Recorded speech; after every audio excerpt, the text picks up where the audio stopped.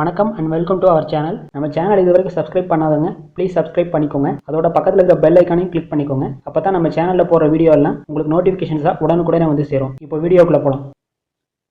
இந்த வீடியோவில் good bad ugly படத்தோட நியூ அப்டேட்ஸ் பற்றி தான் பார்க்க போகிறோம். விடாமுயற்சி படத்தை தொடர்ந்து அடுத்ததாக நடிகர் அஜித் குமார் குட் பேட் அக்லிங்கிற படத்தில் லீட் ரோலில் நடிக்கிறாரு. இந்த படத்தை மார்க் ஆண்டனிங்கிற படத்தை டைரக்ட் பண்ண இயக்குனர் ஆதிக் ரவிச்சந்திரன் தான் இந்த படத்தையும் டைரக்ட் பண்ணுறாரு. பிரபல இசையமைப்பாளர் தேவி ஸ்ரீ பிரசாத் இந்த படத்துக்கு மியூசிக் பண்ணுறாரு. குட் பேட் அக்லி படத்தோட முதற்கட்ட படப்பிடிப்பை ஆல்ரெடி கம்ப்ளீட் பண்ணிட்டாங்க. இந்த படப்பிடிப்பில் ஒரு பாடல் காட்சியையும் அண்ட் சண்டை காட்சியும் ஷூட் பண்ணியிருந்தாங்க.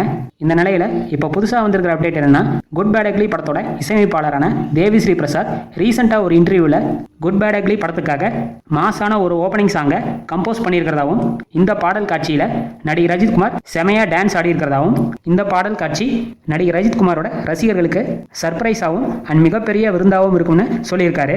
குட் பேட் அக்லி ஒரு ஆக்ஷன் மூவி.